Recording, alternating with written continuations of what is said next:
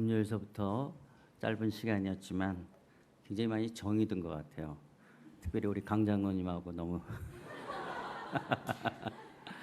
강 장로님, 나 장로님, 최 장로님, 정 장로님이 누구세요? 예. 비 맞고 금요일 날 그러시군요. 정 장로님. 그러시군요. 예.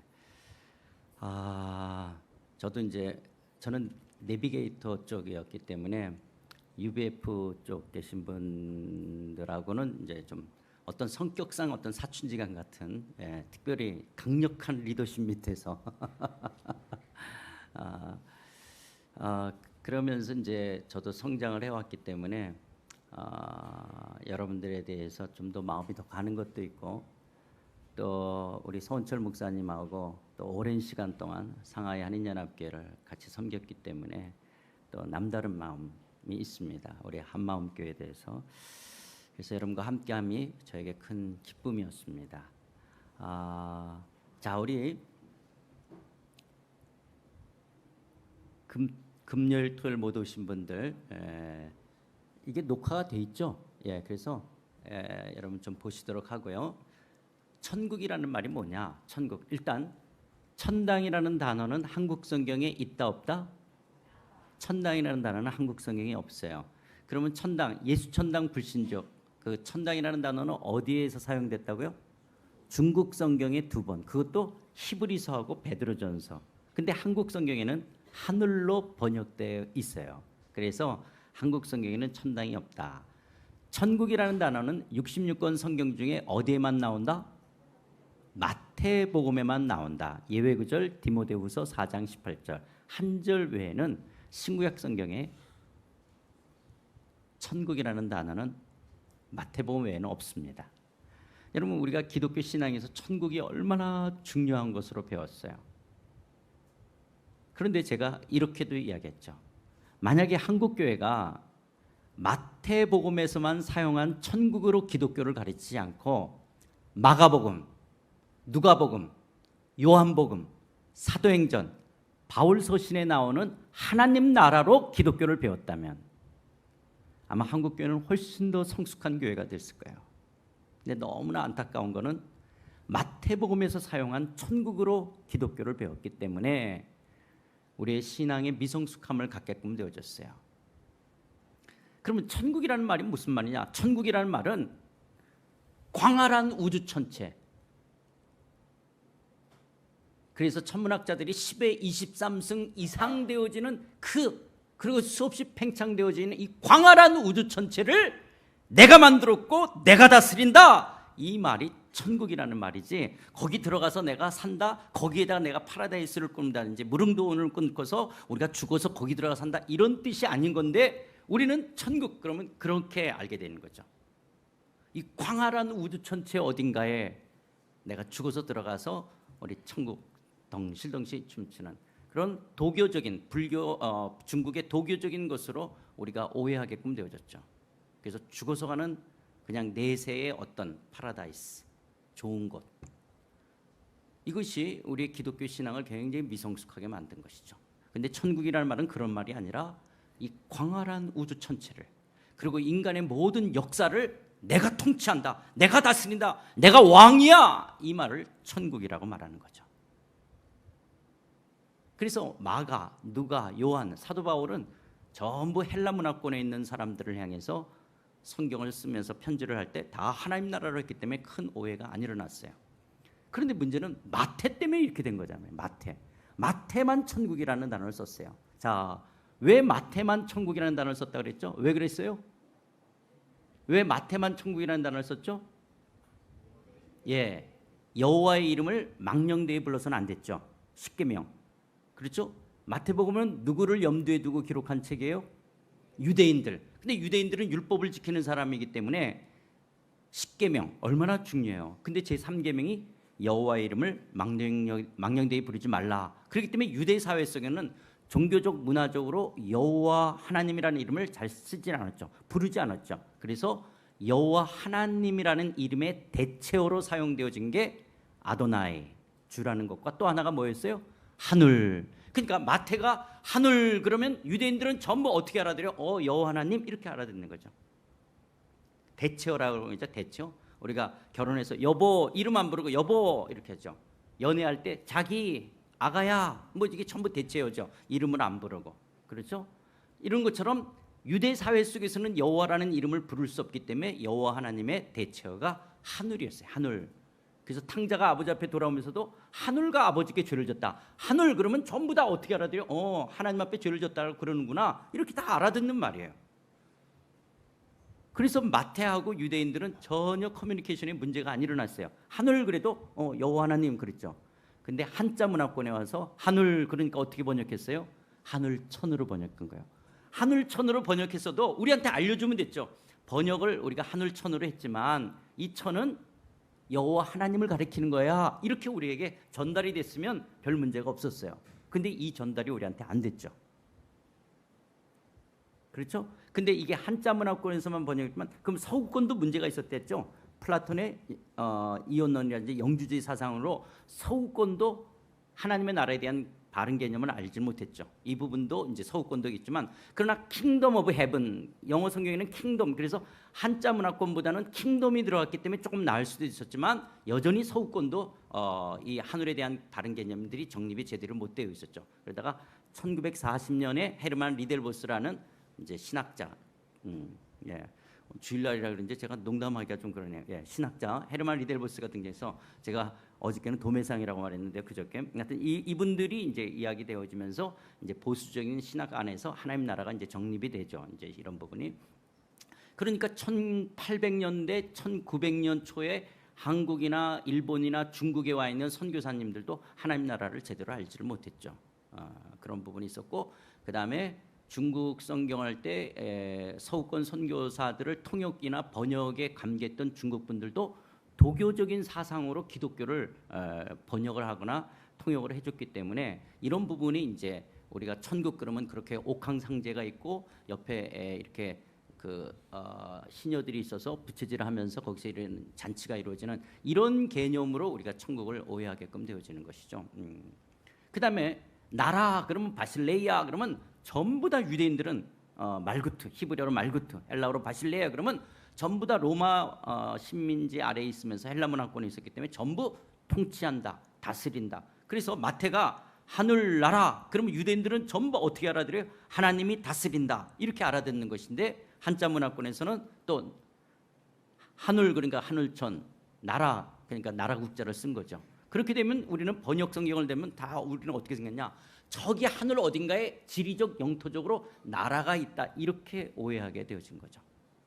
그래서 이 문제는 중국 교회도 그렇고 일본 교회도 그렇고 한국 교회도 그렇고 한자 문화권에 있는 교회들은 이 부분을 바르게 다시 해석이 되어야 됩니다. 그래서 제가 일본에 선교사로 있었기 때문에 지난 5월 달에도 일본 교회 가서 이걸 이야기하는 거예요.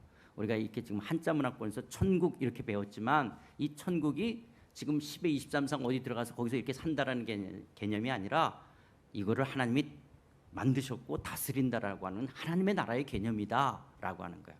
자, 이렇게 하면 이제 저희 어머님이 뭐라 그래요? 자, 이렇게 듣게 되면 저희 어머님이 뭐가 궁금했죠? 그러면 지금까지 들어왔던 죽어서 가는 천국이 있니? 천국 없니? 천국 없으면 예수 왜 믿니? 우리 어머님이 이제 굉장히 당황스러워하는 거죠. 그렇죠? 자, 죽어서 가는 천국은 있어요, 없어요?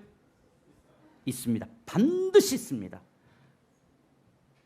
이렇게 이런 말을 험한 말을 하면 안 되는데 제가 오늘 이제 서울로 올라갈 거거든요. 근데 자동차 사고 죽었어요. 전 천국에서 낄 거예요. 전 천국에서 낄 거라고. 저 죽으면 천국 갈 거예요. 그럼 그 천국이 어디 있을까요? 그 천국이 어디 있을까요? 천국이 반드시 있어요. 어디 있을까요? 수금지화 뭐죠? 수금지화 목토천의 명. 그래서 명왕선에서 오른쪽으로 한 100km 아니면 1000km 가가지고 거기서 레프트 턴 해가지고 또 그럼 거기 이렇게 천국이 있어요? 그렇지 않죠. 지옥은 있어요, 없어요? 지옥 있죠. 그럼 지옥은 어디 있어요? 지옥은 어딜까요? 토성 옆에서 이렇게 뒤로 꺾어서 유턴해가지고 그건 또 다시 가다 봐가지고 어디 가면 있어요? 그런 것이 아니에요. 아니면 지구 지구 저 한가운데 있어요. 지리적 영토적으로는 성경은 이야기하고 있지 않죠. 그러나 반드시 있죠. 천국과 지옥은 반드시 있지만 성경은 지리적 영토적 개념으로 이야기하고 있지는 않다라고 하는 거예요. 그래서 여러분, 천국이라는 말이나 하나님 나라는 말은 같은 말이에요. 같은 말인데, 그렇죠. 그러면 누가복음에 있는 말씀처럼 하나님 나라는 여기 있다 저기 있다 너희 안에 있다 할 때 너희 안도 뭐라 그랬어요? 너희 안 그럴 때 우리 마음이 아니라 뭘 말한다 그랬죠? 엔토스 휴먼이라는 헬라어 전치사가 둘이 뭐냐? 예수님의 왕권이 무리들 가운데, 그 공동체 가운데, 무리들 가운데 왕권이, 예수님의 통치하심이 임한 것을 하나님 나라는 여기 있다 저기 있다 너희 안에 있다. 그래서 예수님을 이야기하는 거예요. 당신을 이야기하는 거예요. 너희 안에 그 무리들 가운데 서 계셨던 그 예수님, 너희들 안에 있잖아, 미. 그런데 우리 한국 성경을 보면 너희 아니라 그러니까 다 우리는 마음을 생각하죠. 그 번역 성경을 대하니까 어쩔 수가 없죠. 다 너희 안 그럼 우리는 마음을 생각하지 그게 예수님을 이야기한다라고 우리가 어떻게 알겠어요, 그걸. 그래서 예수님의 왕권이 무리들 가운데, 공동체 가운데. 그래서 그거는 영어 성경은 괜찮게 번역했죠. Among you, within you로 번역되어 있기 때문에 훨씬 더 영어 성경에서는 그 부분은 좀 그래도 괜찮게 됐는데 한국 성경에서는 그렇게 알 수가 없었죠. 그러니까 다 우리 마음이라고 생각하게 되어지는 이제 이런 문제가 생겼죠. 그러나 왕이신 예수님을 내 마음의 구주와 주님으로 모셔드리고 왕 되신 주님의 다스림을 받고 있다면 나는 하나님 나라 안에 있는 거죠. 천국 안에 있는 것이죠. 그래서 빈들이나 초막이나 내주 예수 모신 곳, 예수 그리스도를 왕으로 모시고 그 다스림에 순종하고 있다면 거기가 하늘나라, 천국인 것이죠. 하나님 나라인 거예요. 그래서 하나님 나라라는 말이 무슨 말이냐, 천국이라는 말은 무슨 말이냐 했을 때 이렇게 이야기 드렸죠. 하나님의 다스림, 하나님의 통치, 왕권을 가리키는 용어다. 죄와 불의로 타락한 세상을 심판하시나 구원하시는 하나님의 역동성, 하나님의 다스림이 실현된 상태, 새 하늘과 새 땅을 지시하는 용어가 천국, 하나님 나라. 같은 말이죠. 같은 말이에요. 천국이나 하나님 나라 같은 말이죠. 하나님 나라 이거다 그랬죠. 저는 한국 교회가 이 마태복음만이 아닌 마가, 누가, 요한, 사도행전, 바울 서신에 나오는 하나님 나라로 기독교를 가르쳤으면 참 좋았겠다라는 그런 이제 아쉬움이 있지만은, 그러면서 참 재밌는 건요. 지난 20년 동안 교회에서는 하나님 나라를 제대로 가르치지는 못했지만 복음성과 찬양 속에서는 왕이신 하나님을 찬양하는 가사들이 굉장히 많이 있어요. 물론 그게 미국이나 호주에서 들어온 찬양을 번역해서 부른 것도 있고, 또 그래서 한국 이 작사자들도 쓴 것이 있지만 하나님 나라를, 왕이신 주님을 노래하는 가사는 있었어요. 그러니까 설교 속에서는 없었고, 그래서 또 어떤 마음이냐면 우리 한국의 찬양 부르시는 찬양 인도자들이 하나님 나라를 알았다면 그 가사를 갖고 훨씬 더 정말 찬양을 잘할 수 있었지 않았을까. 근데 어쨌든 그 찬양 가사 속에서는 하나님 나라를, 왕이신 주님을 찬양하는 것들이 많이 있었어요.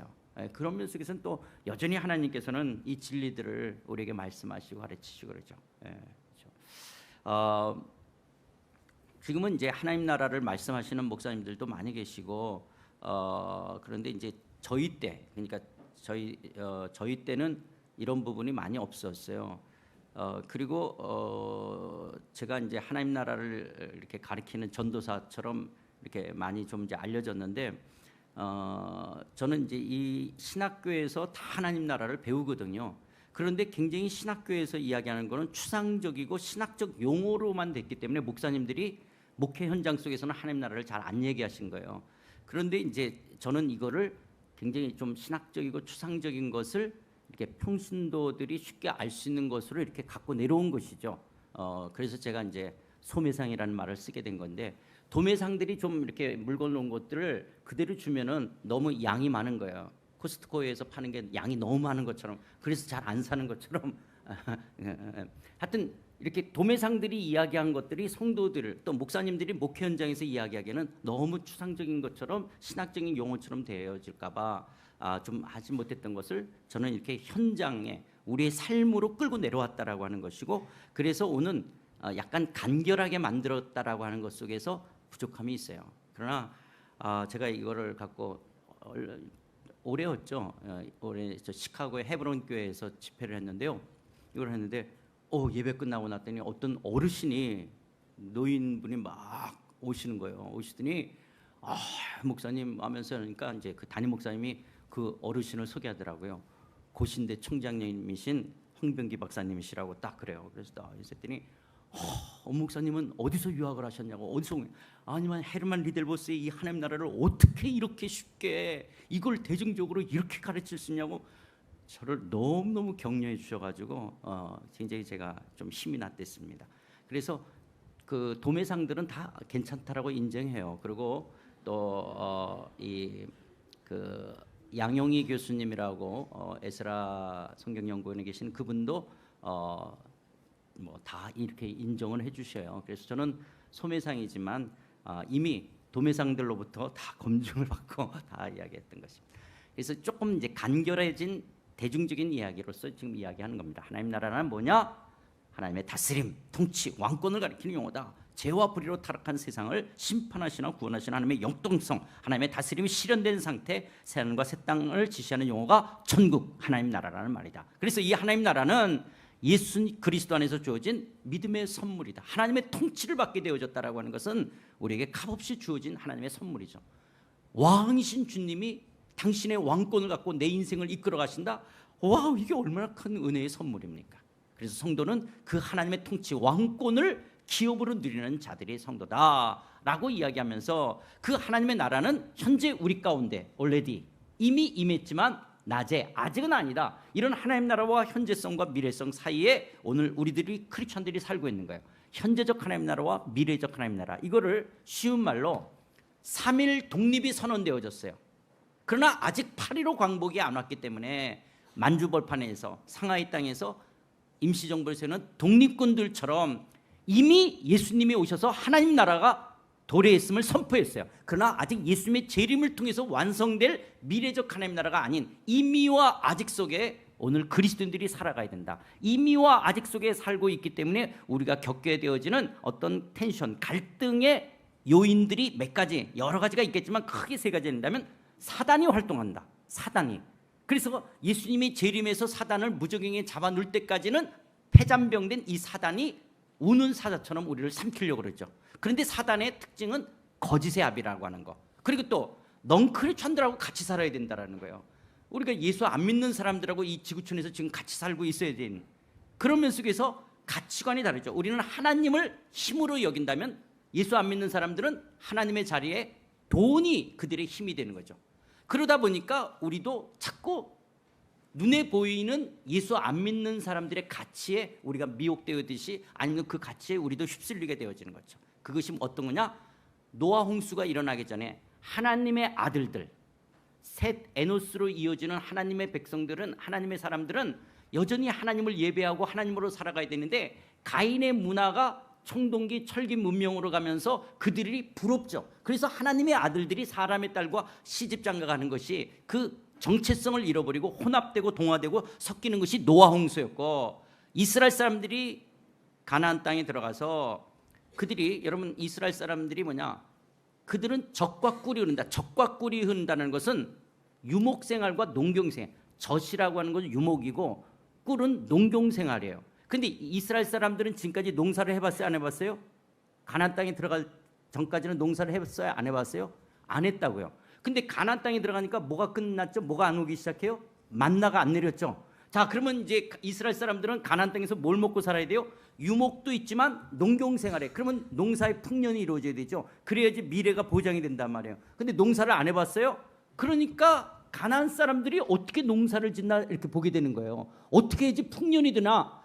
그랬더니 농경생활에 중요한 게 태양의 일조량과 물이잖아요. 그 태양과 물을 주관하는 신이, 비를 내리는 신이 누구예요? 바알 신이잖아요.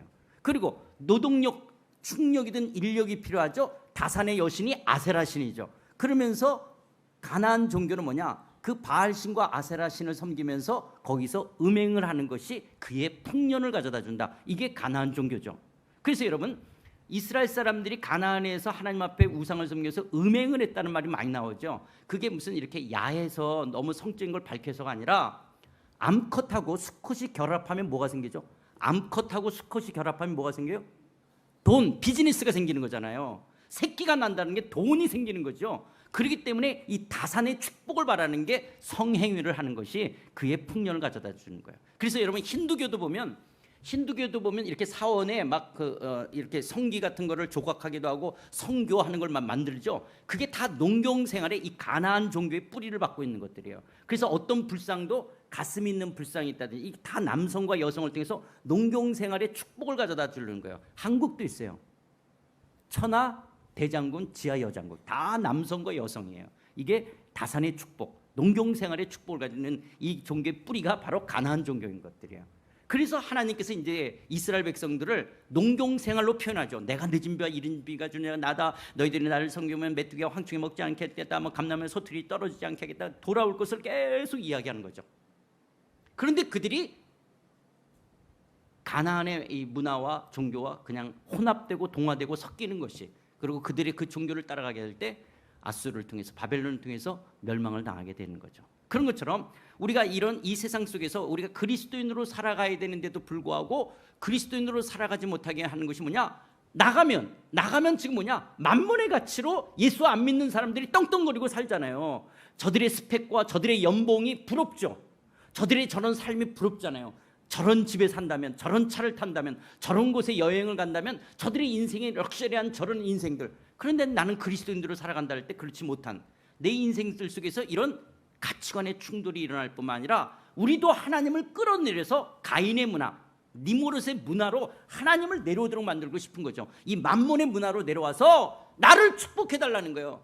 그래서 내가 하나님의 영광을 위해 살도록, 내가 1등이 된다면, 내가 부자가 된다면, 내가 잘한다면 내가 하나님의 영광. 그런데 하나님은 기영아, 태양 앞에서 촛불 든다고 태양이 밝아지니? 태양 앞에서 횃불 들면 태양이 더 밝아지니?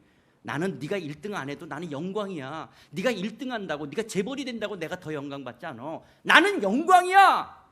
도리어 네가 너다워지는 것이, 하나님의 창조된 백성으로서 하나님의 피조물 다운 하나님의 백성다울 때 내가 그것이 내 기쁨이란다. 이 싸움이 우리에게 계속 있는 거예요 지금.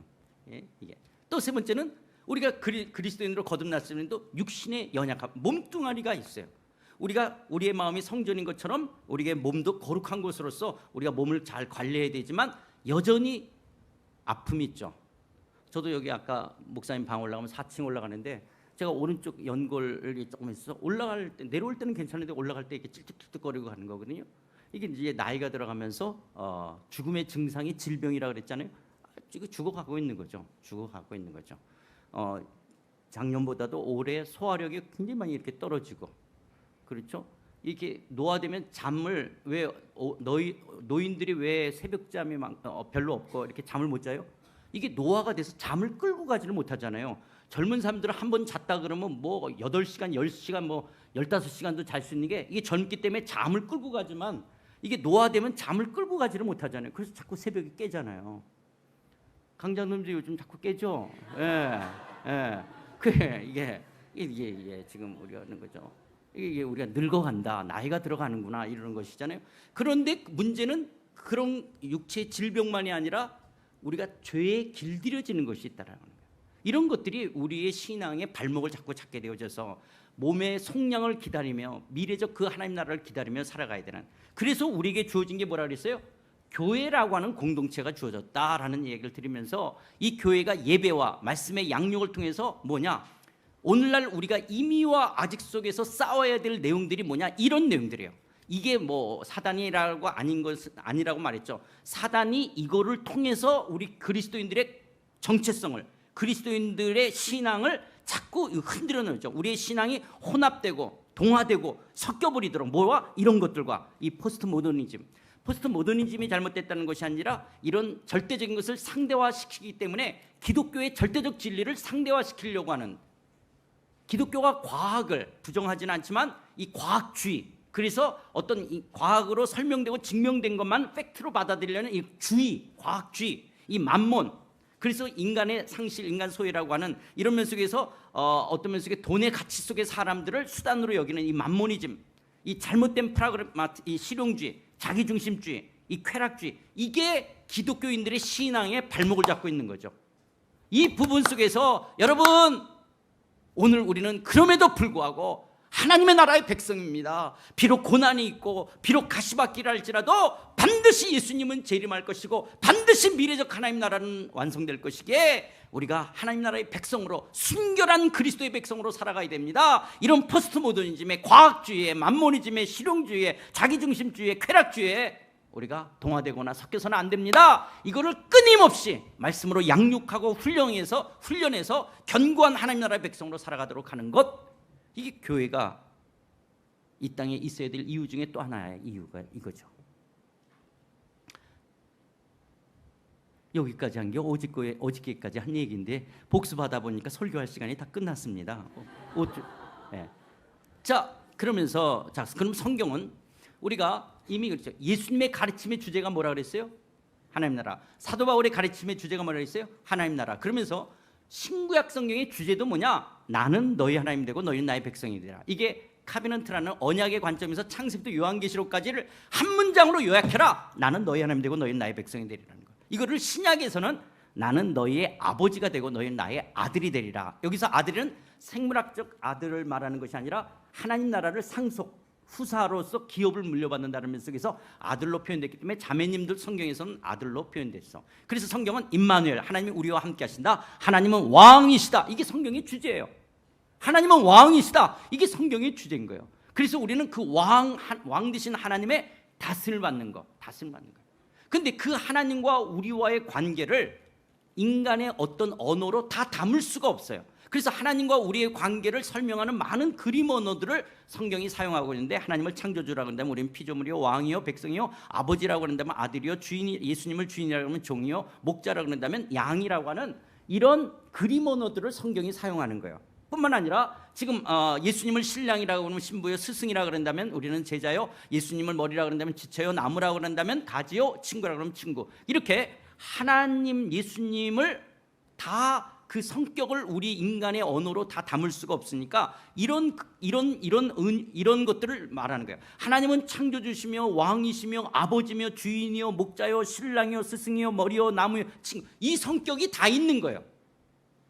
그리고 우리는 그의 피조물이요 백성이요 아들이요 종이요 양이요 신부요 제자요 지체요 가지요 친구, 이 성격이 우리에게 성도라고 하는 이름 속에 이 성격이 같이 있는 거예요. 그래서 우리가 때로는 하나님을 왕으로서의 두렵고 떨림이 있지만 신랑으로서의 친근감이 있고 친구로서의 친구감이 있는 거예요. 그분이 우리의 주인이지만 내가 그분의 아들로서의 또 당당함도 있고 신부로서의 어떤 그런 사랑을 받아야 될 것으로 쓰시는 이런 성격이 다 있는 이런 하나님과 나와의 이런 관계, 이걸 기독교라고 이야기하는 거예요. 그래서 철저하게 기독교는 하나님과 나와의 인격적 관계예요. 왕이신 주님과의 인격적 관계, 이것이 기독교의 신앙의 본질인 것이죠. 그렇다면 우리가 신앙생활한다는 것이 뭐냐? 신앙생활한다는 게 뭐냐? 신앙생활한다는 할 때 우리가 이따가 식사하시고 오후 때 이제 이야기를 하는 게, 오늘 우리가 읽었던 출애굽기 3장 5절에 있는 말씀이, 여러분 하나님께서 모세를 향해서 네가 선 곳은 거룩하니 내 신을 벗으라 라고 했을 때 미디안 광야는 모세의 일터였어요. 모세의 일터. 강 장로님, 그래요 안 그래요? 자, 미디안 광야는 모세의 직업이 지금 뭐였죠? 양치기였죠. 지금 미디안 광야에서 뭐 했어요? 양치기했던 자기 일터 현장이에요. 근데 마른 벼락이 떨어져서 이런 떨기나무 같은 데 불이 붙어요. 근데 떨기나무 잎사귀가 많이 없기 때문에 사그라들어야 되는데 계속 불이 붙는 거예요. 그래서 그 이상하다고 해서 가서 보니까 네가 선 곳은 거룩하니 내 신을 벗으라는 거예요. 모세가 쓴 땅, 영토, 흙이 거룩한 게 아니라 하나님의 통치가, 하나님의 왕권이, 하나님의 임재가 임하자 네가 선 곳은 거룩한 땅이라고 말하는 것이지, 모세가 쓴 흙이, 영토가 거룩한 게 아니라 하나님의 통치가 임하자 거룩한 것이라고 말하는 거예요. 그런 것처럼 여러분 우리가 신앙생활이라는 것이 뭐냐? 하나님의 그 통치, 왕권이 내 가정과 일터와 내 삶 속에 임하는 거예요. 그것이 거룩한 곳이라는 거예요. 그분의 내가 통치 아래에 있다면, 우리 가정이, 일터가. 이제 그 부분으로 이제 우리가 여러분들을 제가 이렇게 가기 위해서, 자, 신앙생활이란 뭐냐? 하나님의 다스림에 순종하는 삶을 산다. 그래서 내가 예수님을 내 마음의 구주와 주님으로 영접했다. 이제 예수 그리스도가 나의 죄를 위해서 십자가에 죽으시고 부활하신 그 예수님을 내 삶의 주인으로 왕으로 인정한다 그러면 이제 자, 신앙생활이 시작된다. 어떻게 하냐? 나는 그분의 통치, 다스림을 받겠어요. 이게 기독교의 시작인 거예요. 여러분, 제가 결혼 주례할 때 혼인 서약을 하기 전에 저는 꼭 뭐 하냐?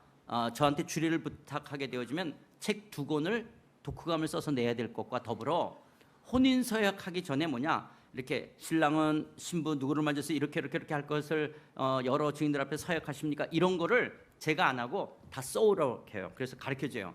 신랑 나 엄기영은 신부 문희영을 맞이해서 이렇게 사랑하고 이렇게 할 것을 하나님과 여러 증인 앞에서 서약합니다. 이렇게 써오도록 하는 거예요. 또 신부도 나 문희영은 신랑 엄기영을 맞아서 이렇게 사랑하고 이렇게 할 것을 하나님과 여러 증인들 앞에서 서약합니다. 이걸 써와서 마이크를 줘요. 그리고 본인들이 읽어야 돼요. 자기가 써온 걸. 그리고 그걸 2개를 이렇게 써서 액자로 집에다 걸어놓기도 하고, 하여튼 평생을 보는 거죠. 그렇게 하죠. 그래서 이제 신랑이 그렇게 할 것을 서약합니다. 그러면 제가 이제 주례자로 아직 시간 있다. 다시 한번 생각해봐라. 지금 네가 하나님과 여러 증인 앞에서 그렇게 하겠다고 서약하게 되어지면 약속을 하는 건데, 이제 이 여자 외에 다른 여자한테 한눈 팔면 이제부터는 약속을 어기는 것이기 때문에 죄를 짓는 것이다. 근데 아직 혼인 선포를 안 했으니까 다시 한 번만 생각하라. 아직까지는 기회 있다. 한 번 더 서약하시겠습니까? 네! 내가 한 번 더 진짜 이제부터는 이 여자만 사랑해야 돼. 그렇게 하시겠습니까? 서약하시겠습니까? 네! 신부한테도 그러시겠습니까? 기회를 또 줘요. 한 번 더. 네. 그러면 서로 둘만을 사랑해야 되는 거예요. 그리고 부부 생활하는 건 둘과의 관계를 이야기하는 거예요. 우리가 기독교인이 된다는 건 이제 마치 하나님과 나와의 그런 인격적 관계예요. 근데 그 관계가 하나님의 다스림을 받는다라는 거예요. 나의 죄를 위해서 죽기까지 하신 그분의 그 사랑 속에 그분의 통치 다스림을 받는다라고 하는 거예요. 그래서 성경의 주제가 이거라면 하나님은 왕, 나의 삶의 로드, 주가 되신다. 그래서 이런 하나님의 언약에 따른 순종이다. 그래서 여러분 이것 되어 있죠.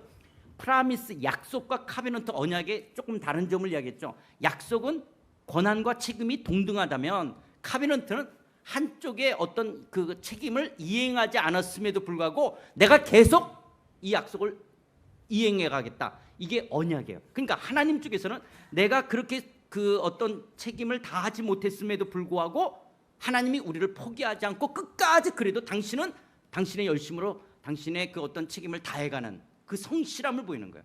그래서 사실 부부 관계나 부모와의 자식 관계가 언약 관계인데, 이 세상이 이제 자꾸 악해지다 보니까 이런 언약 관계보다는 약속 관계처럼 바뀌죠. 너 바람 피워? 그럼 나도. 너 그래? 그럼 나도. 뭐 이렇게 어떻게 보면 이게 이제 좀 안타까움이 있는 것이죠. 그렇다고 의도 맞으면서도 계속 언약 관계니까 난 맞으면서도 그런 거 아니에요. 여러분 혹시 남편이 손찌검하거나 아내가 손찌검하면 아내한테 맡고 계신 남자들 꼭 이렇게 이야기하세요. 나 절대 당신하고 이혼 안 할 거야. 그러나 때리는 것은 잘못했어. 그래서 경찰한테 신고하고 계속 붙잡혀가는 아내를 향해서 나는 당신 너무너무 사랑해. 끝까지 사랑할 거야. 이혼 안 할 거야. 그러나 때리는 것은 잘못됐어. 이걸 계속 가르쳐서 아내한테 맞고 살면 안 되는 거예요. 절대 남편. 예.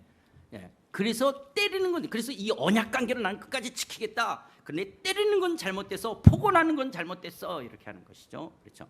그래서 우리가 구원을 받았다는 게 뭐냐?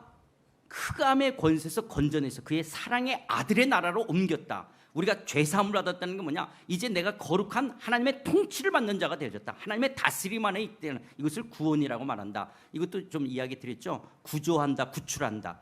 주 예수를 믿으라. 그러면 너와 내 집이 구출되리라, 구조되리라. 뭐 어디로부터 구출되어? 흑암의 권세, 사망의 권세, 죄의 권세로부터 구출되어 아들의 나라, 예수가 내 삶의 왕이 되어 그분의 다스림 속에 있는 나라로 옮겨졌다. 이것을 속량 죄사함을 받았다라고 말해요.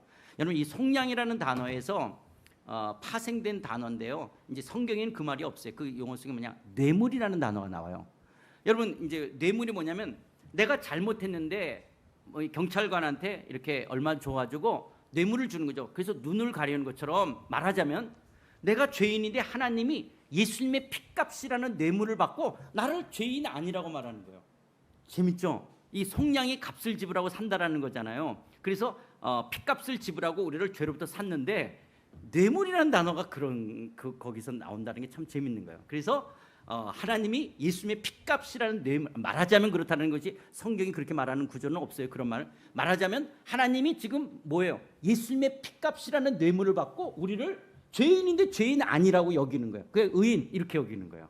참 그렇죠. 또 우리가 그리스도를 믿어 순종케 한다. 우리가 예수를 주와 그리스도가 되게 하셨다. 그래서 우리의 신앙생활은 그분의 다스림 속에 들어가는 것이에요. 자, 그렇다면 우리가 금, 토 오늘 이야기하면서 그럼 우리가 어떻게 하나님의 통치 다스림을 받을 것이냐? 우리가 신앙생활에는 그분의 다스림 통치를 받는다면 첫 번째는 뭐냐? 우리 안에 하나님의 통치 다스림을 받도록 그분이 우리 가운데 내주하세요. 그것이 성령으로 우리 안에 오신다라고 하는 것이죠. 하나님의 영을 우리에게 보내셨다. 그래서 그 얘기 드렸죠. 성령이 우리 안에 오셨다는 건 신의 한 수와 같다는 게 하나님께서 당신의 영으로 우리 안에 내주하신다. 와, 이게 얼마나 엄청난 겁니까? 내 안에 내주하시는 하나님. 그분이 우리를 진리 가운데로 하나님의 뜻이 무엇인지를 알 수 있도록, 그래서 그 뜻대로 살아가도록 성령의 내주하심이 있다. 성령의 인도하심이 있는 거예요. 그러니까 여러분, 거듭나지 않는다면 하나님의 통치를 받을 수가 없죠. 왜냐하면 우리 안에 성령이 계시지 않으면 알 수가 없는 거죠. 그렇다면 거듭난 사람들은 성령의 내주하심을 통해서 우리는 하나님의 다스림을 받아가는 거예요. 그분의 뜻이 뭐고 그분이 내 삶을 어떻게 인도해 가실지를. 그러면서 우리는 하나님의 뜻이 무엇인지를 분별하는 거예요. 그러면 뭐라고 말씀하시는지를 들을 수 있어야 될 거 아니에요. 그분의 통치 다스림을 받기 위해서 뭐라고 말씀하시는지를 들어야 되는 거예요. 그 들은 것이 때로는 성령님의 초자연적인 역사도 있어요. 소리를 통해서.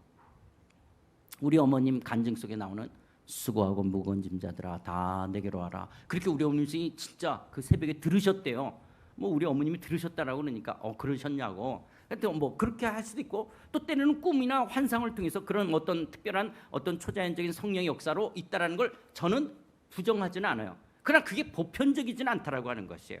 그럼 하나님의 뜻을 나에게 그 다스림을 내가 받기 위해서 어떻게 하냐? 하나님의 보편적인 것은 우리는 뭐냐면 말씀과 기도라고 하는 것들이죠. 하나님께서 이 말씀을 통해서 하나님의 뜻을, 하나님의 마음을 이미 우리에게 말씀하셨죠. 그래서 우리가 말씀이 뭘 이야기하는지를 먼저 배워야 되는 거예요.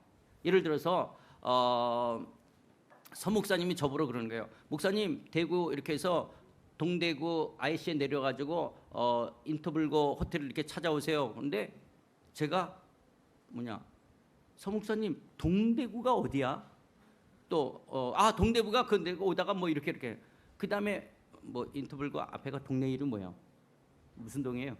하여튼 거기가 어디야? 뭐 이렇게 하면 하나하나를 다 설명해야 되는 거예요. 근데 제가 동대구도 알고 어디도 알게 되어지면 어디 가면 금세 갈 수 있는 것처럼 우리가 신앙이 성장해 간다는 것 속에 말씀을 많이 알면 하나님의 뜻이 무엇인지를 빨리 알 수가 있어요. 근데 이게 아직 그럼 신앙이 아직 어리기 때문에. 자, 엄마 아빠가 어릴 때는 뭔 소리인지 몰라요. 그래서 지시대로 움직여야 돼요. 그런데 벌써 이제 초등학교 5학년, 6학년, 중학생, 고등학생 되면 이제 조금만 말해도 엄마가 뭘 말하는지, 아빠가 뭘 말하는지를 알게 돼요. 그 다음에는 더 잘하면 지시를 안 해도 스스로가 결정이 엄마 아빠에게 기쁨이 되는 결정을 할 수 있는 거예요. 그게 성장이고 철이 들었다라고 이야기하는 것이죠. 그런 거죠. 그래서 우리가 평상시 항상 말씀을 많이 알아야 되는 것이 나에게 뭐라고 말씀하시는지 더 알 수 있는 것들이에요. 그래서 이거는 시간을 요구하지만 그런 시간 속에서 하나님이 내게 뭐라고 말씀하시는지를 1차적으로 보편적인 것은 말씀을 통해서 알고, 기도를 통해서 우리가 하나님 앞에 말을 하죠. 그래서 우리 권사님, 우리 어저께 그 얘기했잖아요. 우리가 기도하는 거죠. 권사님 그렇게 기도하시면서 하나님의 뜻을 구하는 거예요. 그런데 우리의 기도는 구체적으로 하는 게 아니에요. 솔직히 하는 것이지. 구체적으로 기도한다? 이런 남편을 주십시오 해서 20가지를 놓고 구체적으로 했어요. 그런데 할렐루야 20가지 그대로 응답하셨어요. 저는 그렇게 하실 수도 있어요. 근데 살면서 21번을 빼냈어. 애들하고 친절하게 놀아주는 아빠 이거 빼놓았어요. 그래서 애들하고 안 놀아줘. 살다 보니까 22번을 빼놨어. 친정 엄마 아버지에 대해서도 잘할 수 있는, 효도할 수 있는 남편 이거 빼놨어요. 살다 보니까 3번, 24번 자꾸 이렇게 되는 게 아니에요. 그건 기도가 구체적이라고 하는 건 굉장히 자기 욕심을 채우는 거예요. 하나님을 자기 욕심의 틀에다 집어넣는 거예요. 그러나 솔직히는 말할 수 있어요. 하나님, 저는 시부모 모시고 사는 것이 너무 힘듭니다. 이건 안 말해도 하나님이 아실 거예요. 안 모시고 살았으면 좋겠다. 이런 건 솔직히는 말할 수 있죠. 그러나 그분이 시부모 정도가 아니라 시누이 도련님까지 다 모시고 살도록 하시게 할지, 나를 훈련시키지, 아니면 외국에 가서 살게 하겠지는 그분이 결정하겠죠. 나는 솔직한 상태 속에서 그분은 이렇게 예화가 안 좋은 것 같아서 너무 하여튼 이렇게 할지 저거냐. 그건 그분이 하실 일이죠. 그러나 우리는 솔직히만 구체적이라는 것이 내 욕심을 채우는 것은 아니라고 하는 것들이죠. 그러면서 그분 앞에 우리가 어떻게 해야 될지를 아는 거죠. 근데 우리의 기도는 상당히 자기 욕심이 있어요. 하나님, 수성로에 있는 아파트 지금이라도 팔까요? 조금씩 아파트가 올라간다 그러는데, 아니면 그냥 그대로 놔둘까요? 하나님, 주의 뜻이 어디 있습니까? 주여! 이거는 하나님을 내 인생에, 그래서 하는 거죠. 그렇게 우리가 하나님을 점쟁이처럼 만드는 것이 아니죠. 우리가 하나님의 뜻이라고 하는 것이 뭘 할 거냐, 내게 손해가 안 되고 나에게 불이익이 안 되도록 하는 어떤 것이 아니죠. 도리어 예언을 통해서 예루살렘에 올라가면 결박과 환란이 기다린다라고 하는데도 불구하고 바울은 자기의 사명을 따라서 목숨을 은혜의 복음을 증거하기 위해서는 나의 목숨을 조금 더 귀한 것으로 여기지 않게 올라가는 거죠. 분명히 예언 기도를 통해서 거기가 올라가면 환란과 결박이 기다린데도 가는 것처럼, 우리의 그 기도라고 하는 것이 나에게 손해가 안 되고 나에게 어떤 불이익되어지지 않는 것을 피해 다니는 것들이 아니라고 하는 것들이죠. 그분의 뜻이, 하늘에서 하나님의 뜻이 이루어지는 것처럼 내 삶에 그분의 뜻이 이루어지도록 하는 것이죠. 그분의 뜻이 드러나는 것이죠. 이래서 말씀과 기도를 통해서 우리가 하는 것을, 내 안에 성령이 있고 우리가 인격이 있어서 그 말씀을 분별하는 거예요. 하나님의 선하시고 기뻐하시고 온전하신 뜻이 무엇인지를 잘 분별해내는 사람을 신앙이 성숙했다라고 말하는 것이죠. 그런데 여러분, 자꾸 우리는 이거를, 하나님의 뜻을 받는 걸 지시적으로 자꾸 들으려고 하는 것은 어린 거예요. 초등학교 때, 중학교 때, 어느 때까지는 지시적이에요. 그러나 점점 스스로가, 아버지와 엄마가 뭘 원하는지를 알아서 해야 되는, 이런 것들에서 스스로가 더 성장이 돼야 되는데, 여러분 지시적이면 나이 30살 돼서 엄마 나 오늘 옷 뭐 입을까? 40살 됐는데 엄마 나 오늘 뭐 먹을까? 50살 돼서도 엄마 나, 이거는 좀 전능한 거죠. 이건 문제인 거죠. 우리가 하나님의 지시를 잘 받는다라는 것이 시키는 대로 한다라는 것이 아니에요. 시키는 대로 하면 어떻게 되냐? 나는 그냥 지시적으로 잘 따르는 것밖에 안 돼요. 하나님은 내 인격이, 내가 하나님의 뜻을 잘 알아 분별하여 내가 선택하고 결정하는 것이 하나님의 기쁨이 되고 그분의 뜻이 되도록 내가 신의 성품에 참여하는 성숙한 사람이 되기를 원하는 거예요. 내가 지시를 잘 따르는 거면 나는 인격적 성숙이 없게 되어져요. 그냥 말만 잘 들은 거예요. 그게 아니라 내가 성숙해져야 되는 거예요. 신의 성품에 참여하는 하나님의 사람으로 내가 성숙되어져요. 내 인격과 성품이 성숙해져야 되는 거예요. 하나님을 알미 성숙해져 가야 되는 거예요. 그래서 내 사고방식 속에 내 선택과 결정이 그분의 기쁨이 될 수 있는, 그분이 원하는 그것으로 되는 거죠. 그리고 저도 이제 70여 년 하나님을 섬겨오면서 보면요, 하나님은 너무너무 우리를 존중하세요. 우리의 생각과 우리의 결정을 너무너무 존중하세요. 저는 하나님이 나를 막 끌고 갔으면 좋겠어요, 어느 때는. 그런데 그분은 굉장히 우리의 인격을 존중하시는 거예요. 그래서 내 인격이 그분의 뜻에 잘 맞도록 하나님이 오래 참으시기도 하고 말씀하시기도 하고 가르치시기도 하고 깨닫기도 하시면서 점점 그분의 뜻을 알아가는, 하나님이 어떤 분인지를 알아 하나님 앞에 합당한 어떤 선택과 결정으로 가도록 이끌어 가시는 거예요. 그래서 여러분, 하나님의 닷을 받는다는 게, 하나님 저기 칠곡에 있는 땅 팔까요 말까요 이런 것부터, 하나님 이 여자랑 결혼할까요, 저 남자니까 직업 입장을, 이런 것들을 하나님의 어떤 점쟁이처럼 아니라 솔직히는 기도할 수 있어요. 하나님, 회사를 들어가야 되는데 어디를 들어가야 될지, 하나님 이제 어디다가 원서를 내야 될지, 인터뷰할 때는 어떨지, 이런 것을 솔직히 우리는 다 알 수 있죠. 하나님을 의뢰할 수는 있죠. 그래서 그분의 뜻이 드러나도록 하는, 솔직히 하는 것이지, 우리가 하나님의 통치로 한다는 것은 그런 점쟁이적인 것을 말하는 것은 아니라고 하는 거예요. 그러면서 또 하나 있어요. 자, 요걸 하려고 하고, 네 번째로 하나님이 세워진 권위에 순종하는 거예요. 하나님이 일하심이 창세기 1장 26절에 모든 생물을 다스리게 한다, 아담에게 어떤 대리 통치자로서 인간을 세우시는 것처럼, 하나님께서는요 모세에게도 이드로 장인을 통해서 너 재판을 왜 너 혼자 하니? 1000부장, 100부장, 50부장을 세워서 그들이 재판을 하고 어려운 문제는 나한테 가져오라고 하는 것처럼, 하나님께서는요 우리를 조직체로 움직이는 건 아니지만 공동체로 사시면서 그 공동체에 세워진 권위가 있다라고 하는 것들입니다. 그래서 가정 속에서도 하나님은 아버지를, 남편을 공동체의 권위, 질서적 권위입니다. 질서적. 여러분, 우리가 핸들을 잡으면 국가의 교통법에 의해서 경찰 순경의 말을 들어야 되는 거예요. 그런데 이게 과속을 해서 걸렸는데 내리더니 경찰한테 너 한 달 월급이 얼마야? 나 누군데 네가 나를 잡어? 이러면 나라가 정말 엉망이 되는 거죠. 일단 핸들을 잡으면 교통순경의 권위에 따라야 되는 것처럼 국회의원들끼리 축구를 하는데 중학교 체육 선생이 심판을 본다. 그 심판의 권위를 인정하지 않으면 축구를 못하게 되죠. 내가 누군지 알고 네가 호루라기 부냐? 그러면 뭐 이게 못하는 거가 되는 것처럼 질서적 권위라는 거예요. 남편에게 권위가 있다라고 해서 더 탁월하고 우월하고 높다라는 것이 아니라 질서적 권위예요. 아내가 더 성숙할 수 있어요. 그러나 질서적 권위를 세우는 것 속에서 아내의 현숙함이 어떻게 남편이 바르게 그 질서적 권위를 행사할 수 있도록 할 것인가가 지혜인데, 여러분 어떤 집은 아버지가 약간 좀 이렇게 너무 이렇게 무능하다기보다는 너무 착하거나 어떻게 해서 하여튼 아버지가 이렇게 사기당하는 은사가 있다든지 이렇게 해서 엄마가 먹고 살기 위해서 팔 걷어붙인 집, 그 집은 먹고 살아요. 그런데 아들들이 뭐냐, 엄마 같은 여자하고는 결혼하고 싶지 않고 또 딸들은 아빠 같은 남자하고는 결혼 안 하려고 하는 이런 역기능적인 상처를 내게 되어져요. 왜냐하면 그런 모습을. 그래서 여러분 이런 가정 속에서 일어나는 것처럼 하나님께서는 우리가 질서적 권위를 갖는 것들, 그래서 때로는 아버지의 무능 속에서도 엄마가 어떻게 지혜롭게 세워갈 것인가, 이게 이제 아내의 현숙함이 되어줄 수 있죠. 그래서 하나님께서는 이런 공동체에 세워진 권위가 있다는 거예요. 자, UBF가 옛날에 어떤 리더의 권위가 너무 강해서 결혼하십시오 해서 순종을 해온 거, 저는 어떤 부분들 속에서 UBF나 내비게이터의 리더들의 권위, 저 같은 경우에도 저하고 나이도 같았어요. 근데 학년 조건데 저는 총신, 사당동 총신을 하는데 제 리더가 침신으로 옮기라는 거예요. 그래서 침례교 쪽으로 옮기라고 하는 거예요. 그런데 우리 때 당시는 그 리더의 권위들 앞에서 우리는 어떻게 했냐, 하나님 앞에 순종하기 위해서 세워진 리더, 그것도 나이도 한두 살 차이 나기도 하고요, 1, 2학년 정도 차이 나는 그 형, 누나 아니면 어떤 사람들에게 순종을 했어요. 저희들이 이제 모였댔어요. 한 20년 지난 다음에 홈커밍 데이를 비슷하게 했어요.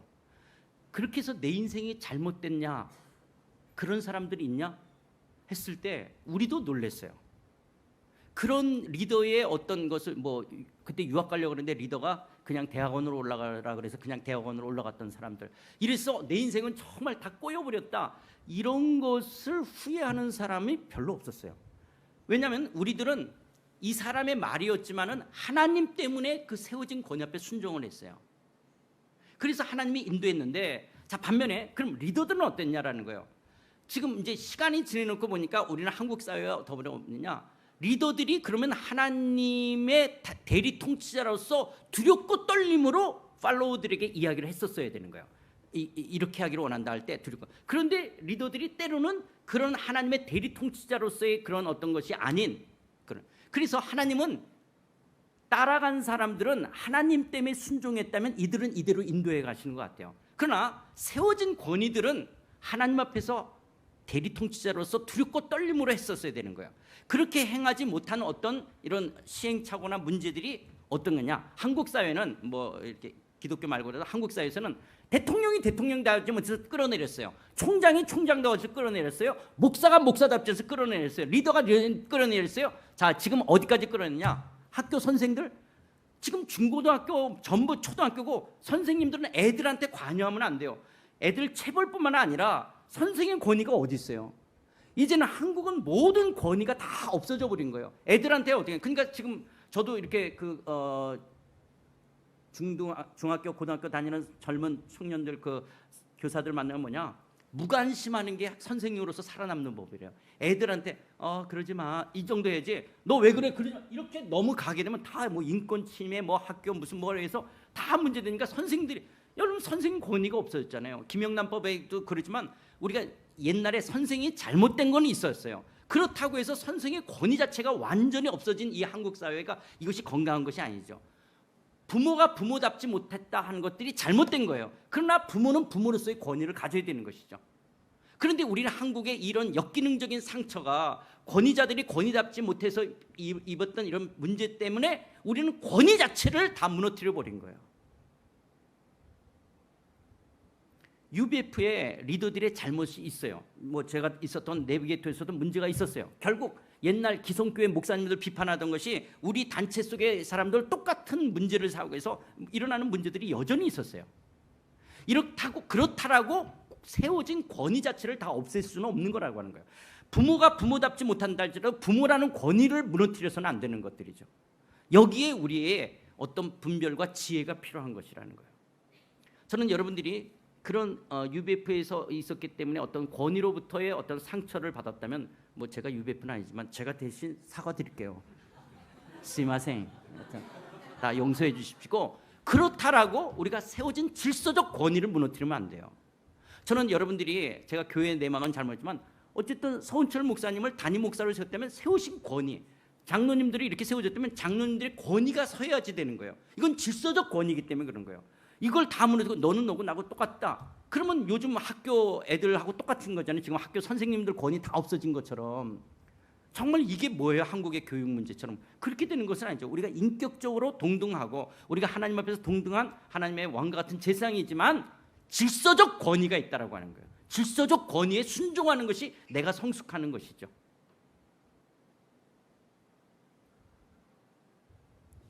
제가 이렇게 열을 내서 이야기하는 말하고자 하는 그 본심, 말하고자 하는 핵심은 이해가 전달이 됐죠. 예, 권위가 잘못하는 것. 그래서 권위자들은 정말 두렵고 떨림으로 서야 돼요. 내가 하나님의 대리 통치자 역할을 해야 되기 때문에 부모가 됐든 뭐 교회의 어떤 질서적 권위됐든. 그러나 따르는 사람들은 그 권위 자체를 그 자체를 무너뜨려서는 안 된다는 거예요. 질서적 권위를 유지해 가야 된다는 거예요. 이런 것을 통해서 하나님의 다스림을 받는 거예요. 제가 상하이에 있으면서 잊을 수 없는 사람이 있는데요. 제가 미국을 갈 때마다 미국에 제일 부러운 것 중에 하나가 그거예요. 이렇게 1.5세나 2세 우리 한국계 사람들이에요. 만나면 얘네들은요. 자기 주장을 딱딱해요. 저는 목사님 제 생각은 이렇습니다. 저는 이렇게 딱딱해요. 이렇게 이야기해요. 근데 유학생들을 만나서 그러면 네 생각은 없어요. 몰라요. 뭐 이렇게. 근데 우리 애들은 유학생들은 자기 생각을 이렇게 명확하게 표현해요. 이제 뭐 미국에 많이 동화된 사람은 좀 달라지지만 이렇게 하는 거예요. 그런데 미국 애들 거기서 자라는 애들은 그러다가 이제 어떤 권위들하고 이야기가 한 번, 두 번, 세 번 하고 이게 근데 권위가 계속 그러면 yes sir 그리고 딱 생각을 바꿔버려요. 나는 그게 너무 놀라운 거예요. 이렇게 자기 입장, 자기 생각, 자기 견해를 이야기하지만 그 권위자가 한 번 아니라 그러고 두 번도 아니라고 세 번 아니라 그러면 딱 yes sir 하고 딱 바꾸는 거예요. 근데 우리 유학생들은 뭐 좀 이따 보면 네 생각은 뭐야? 그래. 뭐 없어요. 괜찮아요. 뭐 그리고 뒤에 가서 막 욕하고 뭐라 그러고 나는 이게 너무 마음이 아팠어요. 같은 한국 사람으로서 왜 그렇게 앞에서 자기 생각을 떳떳하게 당당하게 못하고 이렇게 뒤에서 막 군시렁군시렁하고 이렇게 흉보고 이러는가 이런 게 제일 마음이 아팠거든요. 근데 우리 한국에 미국에서 자란 형제예요. 그런데 이제 중국 선교사로 올려오는데 의사였기 때문에 마침 중국의 병원들이 어떤 그에서 그래서 이제 그렇게 병원으로 오게 됐어요. 이제 고액의 액수를 받고 오게 됐어요.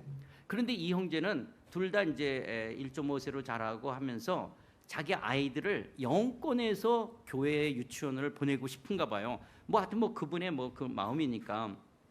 그래서 이제 다니다가 아내가 애들을 데리고 미국 교회로 가는 거예요. 그러니까 부부가 애들하고 주일 예배 오다가 갈라져야 되는 거예요. 이렇게 되어지고 처음에는 자기가 라이드를 해줬대요. 그렇게 하다가 이제 점점 하니까 이제 이 형제도 교회를 옮겨야 되겠다. 영어권으로 가야 될 것 같은 거예요. 아이들 주일학교 때문에.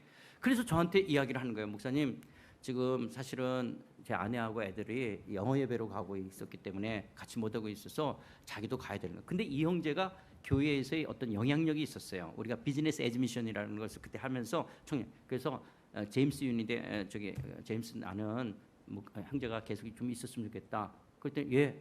그리고 이 형제가 근데 사실 저는 잊어버렸어요. 근데 1년 동안 그냥 교회를 나온 거예요. 1년이 지나서 또 저한테 찾아와서 그러니까 목사님 제가 이렇게 했는데 교회를 옵니다.